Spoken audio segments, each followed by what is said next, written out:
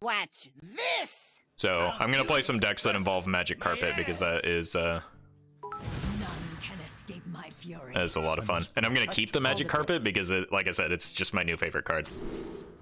I think keeping one of the druids makes sense because we're facing a rogue and they don't like taunts. So, hey, I like terrain. Thank you for those extra bits. Appreciate that continued support. Wholly unnecessary, but fully appreciated.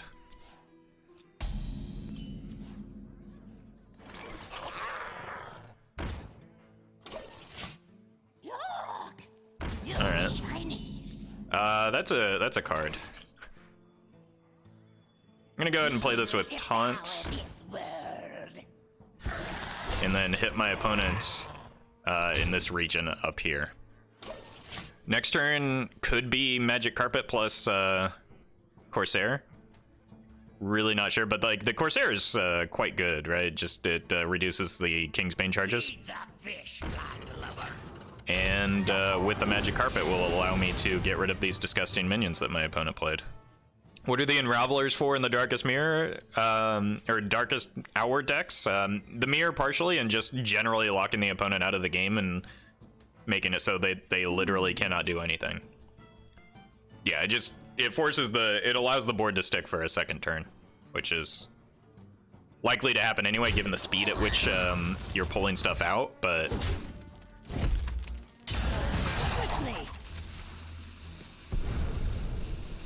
Is this a prep sap or of this? Sure. Do not mind that at all. Okay. I kind of want to kill those, right? Angry Rogue doesn't like Mole? Exactly. Yeah, I don't know what his problem is, but... he really went after that Mole.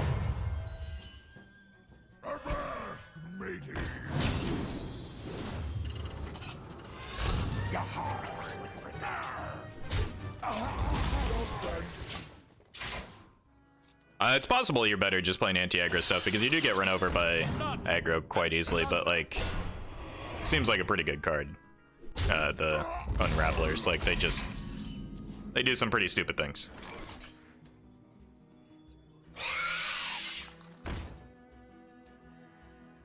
A tactical error.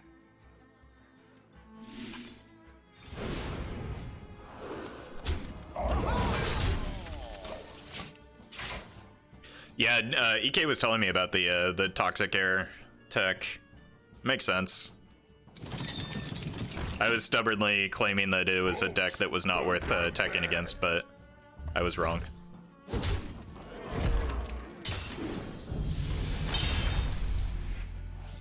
Wasn't Mark of Yashara better on turn 2 so you could trade, so you could have a big guy and get a card? I considered it. But I wanted the taunt, and I didn't really want to trade into the shiny finder with that. How are we doing this? I think I need to play one buff first. This seems pretty easy, actually. So I play one buff first. Trade this in here. Second buff. Trade this in here. And then we win the game. What are my thoughts about Magic Carpet and Quest Hunter? It was something that I was considering doing as well.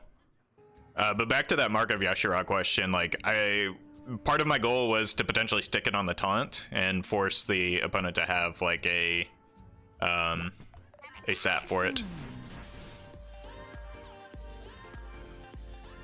Hey, Buffy, thank you for that sub with Twitch Prime. Welcome back to the Roffle Rabble. 13 months in a row, that's a baker's dozen. Appreciate that continued support. I do not appreciate, however, our opponent stalling out this game just because he lost. Like, this is irritating. But thank you guys so much for that support. Already coming through real big. Let's get the Roffle 1HS spam into chat for Buffy and Tripsic if he's still here.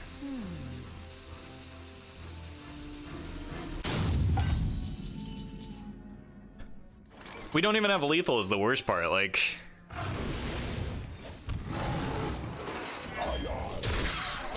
Don't be like this guy, chat.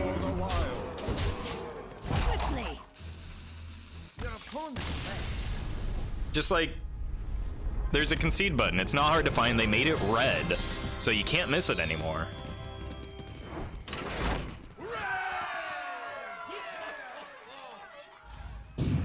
Watch your back. I must protect the wild. I still think marking the creeper was wrong. I think I should have played the Savage Roar the turn following that. I mean, I'm just keeping this card every time. It's the only card I care about. Do I think the wild meta is broken? Nah. I mean, it's always broken. Feed the fish, landlubber. I should not have kept this magic carpet, by the way. That was a bit of a whoopsie.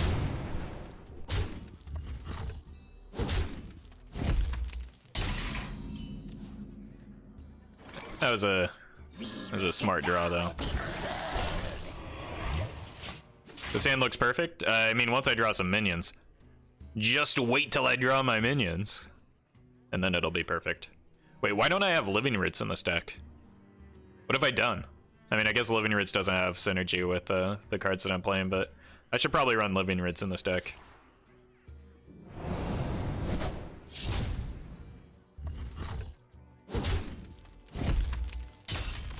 Alright, give me a 1-drop. Give me a 1-drop. It's like a 1-drop. Let's see how greedy our opponent is. I'll give you the deck code in a moment, but like, this is not a good version of this deck, I just realized. Oh yeah.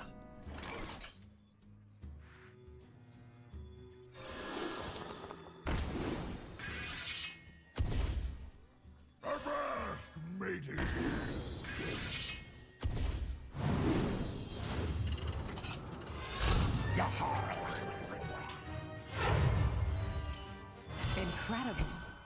Goblins and gnomes. Goblins and gnomes. Never mind, this deck is perfect. I give up. Alright, let's take out the Annoytrons and put in some Living Roots.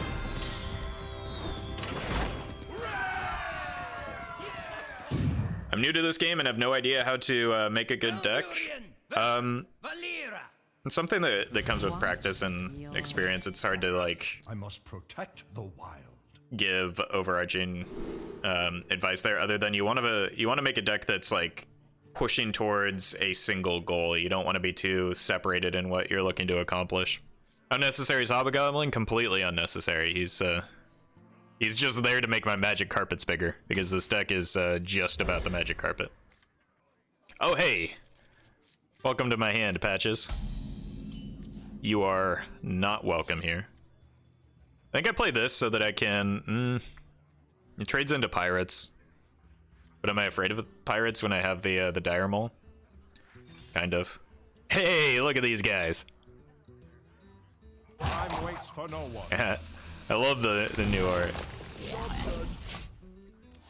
Yeah, we finally drew our Living Roots. It's amazing. It's like when you put a card in your deck, it turns out you're more likely to draw it.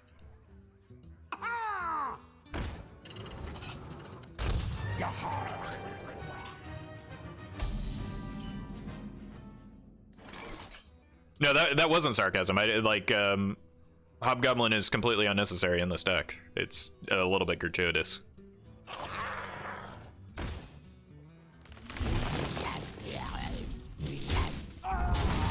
Like, I was sincere when I said that its sole purpose is to buff the magic carpet. We can give Patches Rush if we ever draw our carpet, though. I wonder.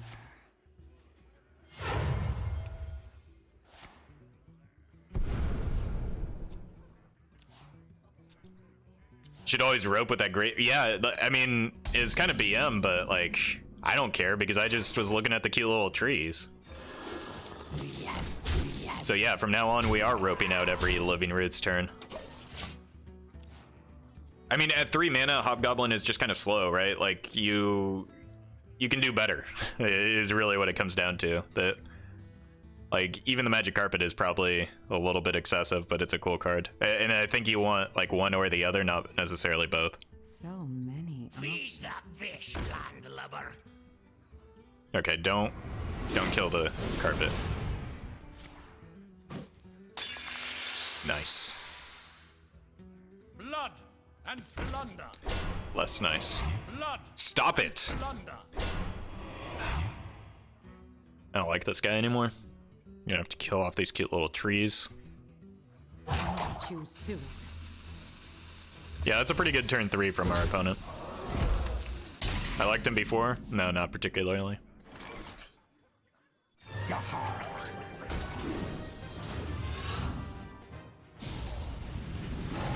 Oh, we only have to lose 1 tree at least.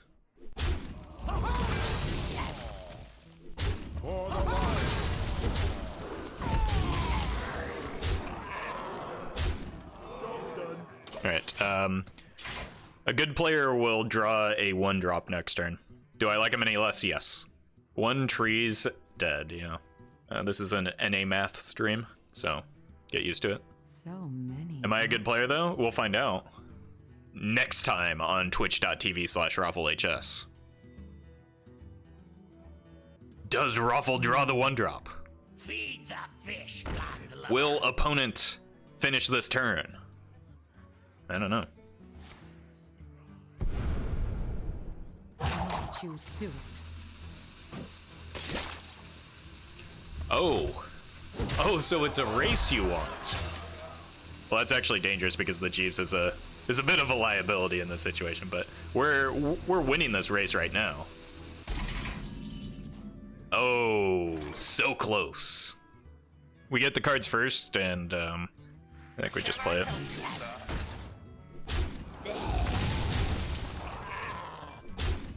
Job's done. Let me get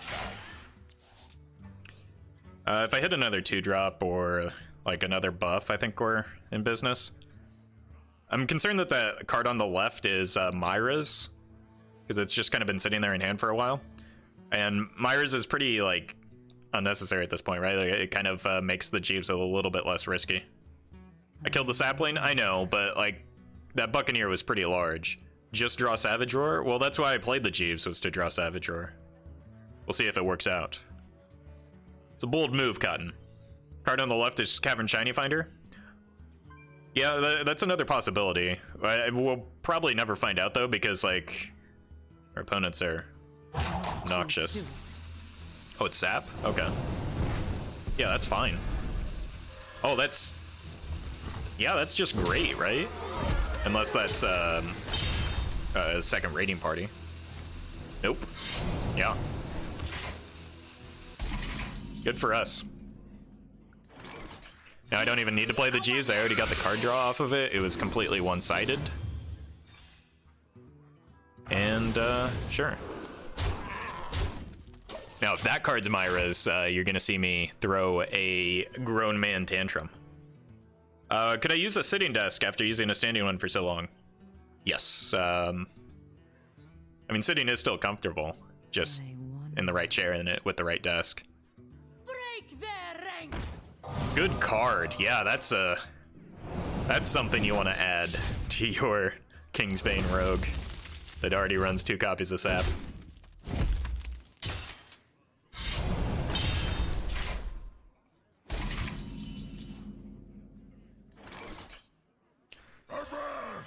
Got him. We're a little bit short, so... For the wild. Nuts to you. That's not a valid. I don't think any of this matters, so I'll probably just trade this off and go face. Let me get that. Fun fact, if you play a secret with Vargoth, Vargoth reveals the secret to your opponent. I know, it's kind of a frustrating interaction, but it makes sense. Oh hey, he drew the Kingsbane. Probably a turn too late though.